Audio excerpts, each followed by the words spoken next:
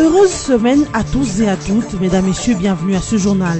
Sur ordre du président de la République, les forces armées de la RDC lancent de nouvelles opérations militaires contre les groupes armés dans l'est du pays. Ces opérations visent à mettre fin à l'activisme des groupes armés qui opèrent dans les provinces du Maniema, du Nord et du Sud Kivu, du Tanganyika, Ituri et autres. Fermée l'année dernière suite aux violences de Kamina Sampou dans le Kasaï, la frontière entre la province Lunda Nord en Angola et les provinces de Lualaba, Kwango, Kasaï et Kasaï central peut désormais être réouverte. Les gouverneurs de ces provinces congolaises et angolaises ont signé un accord quant à ceux à l'issue de leur réunion de 2 jours à Kananga. La réouverture effective se fera à l'issue des prochaines discussions où sera planifié le retour des milliers de Congolais réfugiés en Angola. En sport, sachez que le championnat d'Afrique des Nations édition 2018 a débuté ce week-end au Maroc. Déjà, le pays organisateur a battu en match d'ouverture la Mauritanie par 4-0. La RDC, tenant du titre, ne participe pas à cette compétition, mais son ancien gardien, Robert Kidiaba, a été choisi par la CAF comme l'un des ambassadeurs à cette 5e édition du Chan Maroc 2018. Lancement des opérations militaires contre les groupes armés dans l'est de la République démocratique du Congo.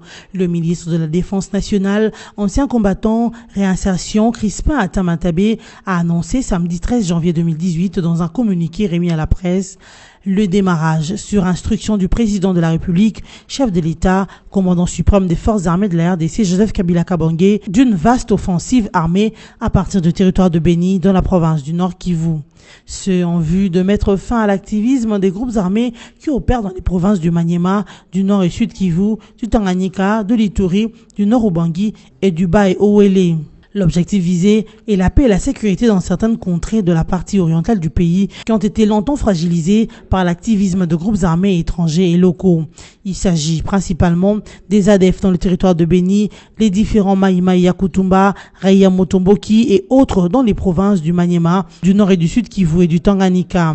Mais aussi le FRPI en Ituri, les résidus de la LRA dans les provinces du Haut et Bas-Ouélé, le Mbororo et l'afflux des réfugiés de la RSA et du Soudan du Sud dans les provinces du Nord Ubangi, Bas-Ouélé et Ituri.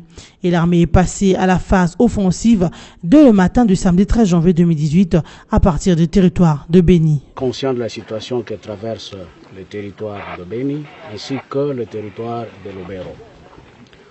Depuis ce matin, le secteur opérationnel Sokola 1 Grand Nord a décidé de lancer une opération offensive générale et généralisée, notamment contre les phénomènes ADF, ainsi que tous les autres groupes armés qui équiment le Grand Nord et le territoire de Lubero. Vous comprendrez que cette fois-ci, c'est pour nous la dernière. Nous allons nous battre jusqu'au dernier sacrifice, donc le sacrifice suprême, de manière à restaurer la paix et la sécurité dans ce territoire. Selon le ministre Atamatabé, ces opérations seront menées dans le strict respect du droit international humanitaire en ne couvrant que les objectifs militaires, la protection des populations étant une règle d'or. Par ailleurs, le patron de la défense congolaise a vivement demandé aux acteurs politiques de se contrer et de sensibiliser leur base à cette campagne. Les gouverneurs de province de Lualaba, Kwango, Kasaï central conviennent avec la province angolaise Lunda Norte de la réouverture de la frontière fermée en 2017 à cause de violences dans la région des Kasaï. Après 2 jours de discussions à Kananga, le gouverneur de cette province ont pris le samedi 13 janvier 2018 des décisions en rapport avec le retour de réfugiés congolais. Les discussions vont donc se poursuivre pour déterminer où et quand les postes frontaliers seront à nouveau opérationnels. Il s'y est de signaler que les 5 dirigeants de provinces concernés ont également abordé au cours de cette réunion bipartite les questions des Congolais qui ont trouvé refuge en Angola. Selon le communiqué final de la réunion, la partie congolaise a déclaré être prête à recevoir ces réfugiés. Ces derniers seront sensibilisés pour regagner le sol congolais. 16 Congolais, dont 12 hommes, un enfant et 3 femmes, parmi lesquels 2 malades qui vivaient en situation de détresse dans des centres de détention en Libye, ont été rapatriés vendredi 12 janvier 2018 à Kinshasa par le vol régulier Turkish Airways. Ils ont été accueillis à la descente d'avion à l'aéroport international de Njili par le vice-premier ministre des Affaires étrangères et intégration régionale, Léonard Chiho-Kitundu, accompagné du ministre délégué en charge des Congolais de l'étranger, Emmanuel Ilunga Ngoyi Kasongo. Après l'aéroport international de Njili, le rapatriés ont été immédiatement conduits au centre d'accueil Saoumba où ils seront hébergés et suivis sur le plan sanitaire pendant 45 à 60 jours aux frais du gouvernement en attendant la réinsertion au sein de la société pendant que les 2 femmes malades ont été immédiatement conduites dans un centre hospitalier. Léonard Chiho-Kitundu a félicité le ministre délégué de Congolais de l'étranger qui s'est rendu en Libye rencontrer les compatriotes en détresse et planifier leur rapatriement au pays. Le vice-premier ministre a à cette occasion interpellé ceux qui veulent tenter pareille aventure pour atteindre les pays occidentaux. Les rapatriés ont remercié le président de la République, le vice-premier ministre Léonard Chiho-Kitundu, les ministres délégués en charge des Congolais de l'étranger et tous les membres du gouvernement pour avoir facilité les rapatriements au pays après tant de souffrances et atrocités subies durant leur incarcération en Libye. Il a indiqué que lui et ses collègues ne vont plus tenter cette aventure. Le sentiment de sécurité, de joie. Vraiment, on a un bon président. On a vu beaucoup de gens à l'aéroport, des milliers de gens de toutes nationalités, surtout africains, qui sont en train de souffrir à l'aéroport. Ils ne peuvent pas rentrer dans la ville, ils ne peuvent pas voyager, rentrer dans leur pays parce que leur gouvernement ne réagit pas. Mais nous, on est passés comme des... On est super heureux, c'est bien d'être chez soi, donc ça va. C'est vraiment très gentil de sa part, on a frôlé la mort et là vraiment il nous a sauvé la vie, c'est vraiment très gentil. Pour rappel, le ministre délégué en charge de Congolais de l'étranger, Emmanuel Ilunga Ngoyi Kasongo, avait sur instruction du président de la République effectué depuis le 31 décembre 2017 une mission en Libye pour y rencontrer le compatriote en détresse. La Commission électorale nationale indépendante, CENI, dénonce une intox disséminée à travers les réseaux sociaux contre son président. Une fausse interview prétendument accordée par le président Corneille Nangaa à un média périphérique affirme que son institution est dans l'impossibilité d'organiser les élections en décembre 2018 à cause de l'enrôlement des Congolais de l'étranger. Pour Marie-France Idikaï, conseillère principale en communication de Corneille Nangaa, qui a apporté ses démentis, les 3 scrutins auront bel et bien lieu le 23 décembre 2018, conformément au calendrier électoral rendu public le 5 novembre 2017. D'où l'entretien du président de la CENI, Corneille Nangaa, n'est qu'une fiction des réseaux sociaux. La CENI a exhorté par la même occasion la population congolaise à soutenir le calendrier électoral pour le succès des élections prochaines dans la paix et la sérénité. Sur son compte Twitter, le président américain reconnaît avoir utilisé un langage dur dans ses propos sur l'Haïti et l'Afrique. Mais Donald Trump ne présente pas des excuses comme l'a demandé plusieurs dirigeants africains. D'ailleurs, il se défend d'avoir dit exactement ce qui a été rapporté par la presse et par certains officiels présents qui s'en étaient émus. Pour rappel, Donald Trump avait tenu des propos racistes contre les ressortissants haïtiens et africains des pays de merde qui profitent le plus du système de loterie pour obtenir une carte de résidence aux USA. Des propos qu'ont condamné l'Union africaine et ses chefs d'État. Choqué par ces propos du président américain, le président sénégalais Macky Sall a appelé pour l'Afrique et la race noire au respect et la considération de tous. Une enveloppe de 15 millions d'euros a été débloquée par l'Union européenne pour réduire la pauvreté dans le village environnant le parc national congolais de Virunga dans la province du Nord Kivu. Une assistance en faveur des paysans dans la transformation de leurs produits. Ce financement est consécutif à un contrat de subvention que l'Institut congolais pour la conservation de la nature, ICCN, a signé avec l'Union européenne pour soutenir sa stratégie de développement économique du parc national de Virunga. Selon Emmanuel Demerode, directeur du parc, cette somme permettra à faire de ces parcs nationaux les moteurs du développement économique de la province en contribuant à mettre en valeur la production locale des paysans. Les deux délégations coréennes ont entamé de nouvelles discussions ce lundi 15 janvier 2018. Le but est de favoriser la coopération sur des sujets précis en vue d'inclure la Corée du Nord aux Jeux Olympiques prochains. Pas de mention des questions nucléaires pour le moment. Les deux pays s'avancent d'abord sur un terrain symbolique et sportif. Ils se sont déjà mis d'accord pour inclure une délégation de journalistes officiels et d'un club nord-coréen aux Jeux Olympiques d'hiver organisés en Pyeongchang au sud. Il s'y est de rappeler que c'est depuis 2 mois que la Corée du Sud a multiplié des appels pour démarrer un dialogue dans le but d'apaiser les tensions entre les deux Corées. Pyongyang a fini par accepter la visite de la délégation olympique en Allemagne. Une nouvelle étape peut être plus durable pour des relations entre la Corée du Nord et du Sud. Du reste, les deux Corées se sont mises d'accord pour discuter plus tard du problème de la réunification de familles séparées. Entre-temps, les délégations de deux parties doivent se rendre également à Lausanne le samedi 20 janvier pour rencontrer le membre du Comité international olympique.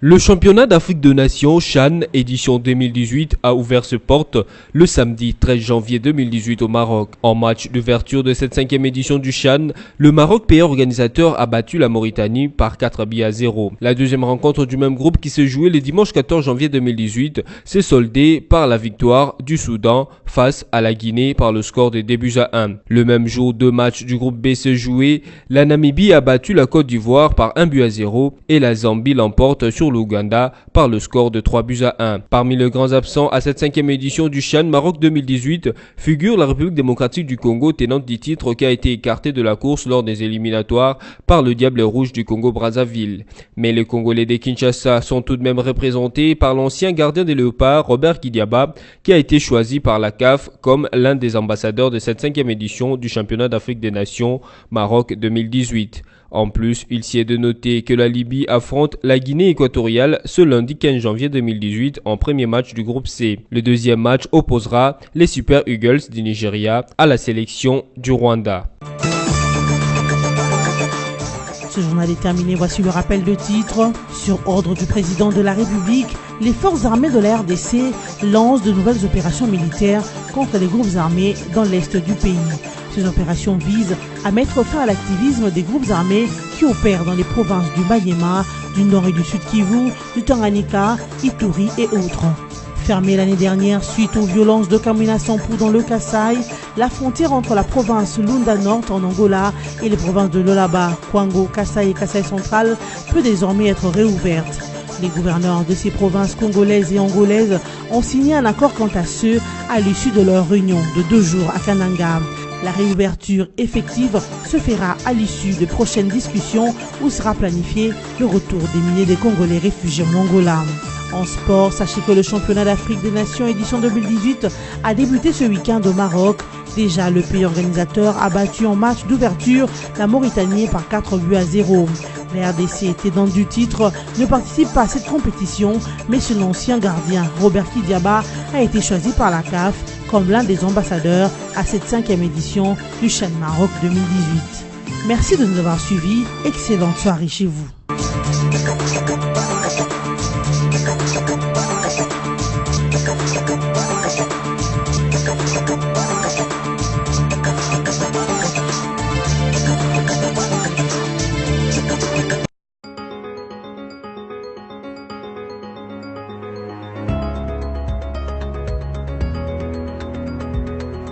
Mesdames, Messieurs, bienvenue à la lecture de cette revue de presse en ligne de ce lundi 15 janvier 2018. Ouvrons cette revue de presse avec Congo Virtuel qui titre 31 décembre 2017, comment des prêtres ont désacralisé l'Église. Si l'on déplore et regrette aujourd'hui que l'Église catholique a été impliquée dans une manifestation au contour et à la finalité politique avec la marche du 31 décembre, certains membres du clergé de cette Église en portent l'entière responsabilité. Ceux-ci ont en effet usé de leur statut et des habits liturgiques pour se livrer à leurs engagements politiques individuels, sémant ainsi la confusion avec l'Église qui n'était pas directement et formellement impliquée. Ce n'est pas de sitôt que s'estompera le débat autour de la marche ratée du 31 décembre 2017. Au-delà de la crise qui en a découlé avec les propos extrêmes du cardinal Monsengo, il est important de clarifier les choses pour lever certaines équivoques tendant à créer une dangereuse confusion dans certains esprits. Il faut souligner en effet que, loin de concerner l'ensemble de l'Église catholique, au point que ses fidèles aujourd'hui se croient visés et obligés de participer à un débat qui ne les concernait pas, cette affaire concerne essentiellement une poignée de fidèles ainsi qu'une frange du clergé catholique. Il a en effet été établi, initié au départ par les comités de l'apostolat laïque catholique du Congo, CALCC, qui est une structure de l'Église identifiée et reconnue au niveau de la SENCO. La dite marche a connu une récupération par la structure dénommée Comité laïque de coordination CALCC, dont personne n'avait connaissance de l'existence aussi bien au sein de l'Église catholique que par rapport aux droits. C'est cette structure qui, avec les concours de certains prêtres de l'archidiocèse de Kinshasa, ont poursuivi la démarche jusqu'à la journée fatidique du 31 décembre 2017. Il était donc clair que ce n'est pas l'Église qui agissait, mais bien des politiciens sous le couvert d'une structure présentée fallacieusement comme appartenant à l'Église. Cette vérité politique sautera aux yeux avec les comportements des animateurs du CACC qui, s'adressant à l'autorité publique, avaient omis de spécifier aussi bien sa vraie identité que les détails légalement requis pour toute marche, notamment l'itinéraire, les points de rassemblement et les points de chute. Autant d'actes qui marquaient la conflictualité de la marche projetée par des laïcs et qui n'auguraient rien de bon pour la suite. Poursuivons cette revue avec l'agence congolaise des presses qui écrit 16 Congolais retenus dans le centre de détention en Libye, rapatriés vendredi à Kinshasa. 16 Congolais vivant en situation de détresse dans les centres de détention en Libye, parmi lesquels 12 hommes et un enfant et 3 femmes, dont 2 malades, ont été rapatriés vendredi à Kinshasa par les vols réguliers Turkish Airways.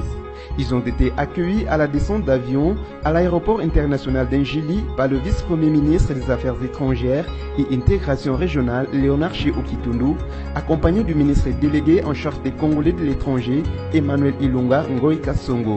Après l'aéroport international d'Engili, les rapatriés ont été immédiatement conduits au centre d'accueil Chaumba, où ils seront hébergés et suivis sur le plan sanitaire pendant 45 à 60 jours aux frais du gouvernement en attendant leur réinsertion au sein de la société, pendant que les 2 femmes malades ont été immédiatement conduites dans un centre hospitalier.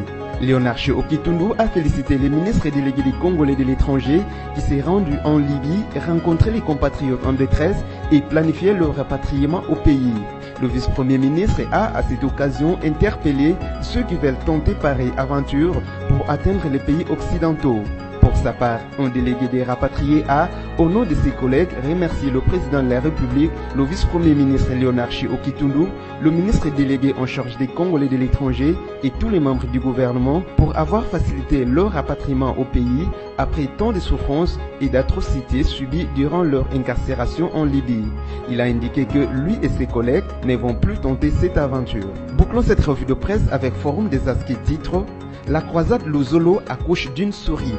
La justice a donné suite à la dénonciation du Conseil spécial du chef de l'État en matière de bonne gouvernance, lutte contre la corruption, financement du terrorisme et blanchiment des capitaux, le ministre honoraire de la justice Luzolo Bambi. Les dirigeants et hauts cadres de la Direction générale des recettes de Kinshasa DGRK, le secrétaire général au ministère de l'Urbanisme et Habitat, les fonctionnaires dirigeants de l'Agence congolaise des grands travaux ACGT auprès de la société Zénith sont libres. Le parquet de Matete a déclaré leur dossier vide. Ces beaux mondes avaient été arrêtés en décembre dernier dans un spectaculaire coup de filet opéré par les inspecteurs de la police judiciaire rattachés à M. Bonne Gouvernance. Dans une lettre de dénonciation datée du 4 août adressée au PGR, Luzolo Bambi avait dressé une liste reprenant des auteurs supposés de malversations financières, des détournements des deniers publics, des corruptions, des fraudes fiscales et douanières. En son temps, Forum des As avait stigmatisé la publicité faite autour de la question. La justice, plus particulièrement dans sa partie enquête et instruction préjuridictionnelle, ne s'accommode guère de la publicité, bien au contraire. Surtout lorsqu'il s'agit de dossiers sensibles, comme c'est le cas avec la dénonciation des questions. Surtout lorsqu'il s'agit de dossiers sensibles, comme c'est le cas avec cette dénonciation. Les instances judiciaires sont là, c'est à elles qu'il convient de confier les dossiers. Pour salutaire qu'elles soient, estiment les spécialistes du droit, la démarche relative à la lutte contre la corruption devrait être menée avec professionnalisme. En l'occurrence, dès que l'on a des indices, c'est au parquet que l'on s'en remet pour instruction. Pas de grandes annonces qui s'apparentent à la justice spectacle. Selon l'article 2 de l'ordonnance présidentielle nommant les conseils spéciaux en matière de bonne gouvernance et de lutte contre la corruption, le blanchiment des capitaux et le financement du terrorisme, celui-ci a notamment pour mission de dénoncer au parquet les faits portés à sa connaissance. Il appartient dès lors au parquet d'ouvrir les enquêtes et éventuellement mettre les suspects en détention. C'est la fin de cette revue de presse. Merci à vous qui l'avez suivi et bon début de semaine chez vous.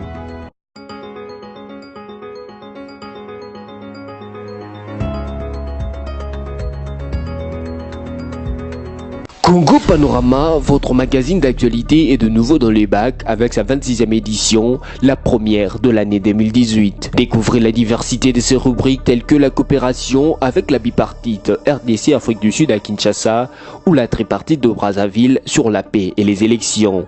En actualité, retour sur la conférence de gouverneurs à Goma et aussi la croisade des Marie-Ange Mouchobekwa pour le droit de l'homme. Les infrastructures encore avec la route Nzolana à Kinshasa et la nationale numéro 1 Kinshasa-Mwanda. Formation professionnelle et affaires sociales, l'INPP et l'INSS primés en international. Finances et économie, le marché des assurances libéralisé, la SONAS se dit sereine. Culture et société, découvrez notre dossier éducation avec les universités de Kinkole à Kinshasa et Mapande à Kindu ou encore l'école Les Amis des Daniel à Kinshasa. Congo Panorama 26, c'est aussi les dossiers de la une. Loi électorale promulguée, les élections, c'est parti. Le dossier retrace aussi le parcours du combattant de la CENI et revient sur la révisitation de l'année 2017 par Corneille Nangaa. Retour également sur la nouvelle publication de Jean-Pierre Kambila, Joseph Kabila, essai sur une idéologie du progrès. Enfin, l'éditorial choc de Yvon Ramazani,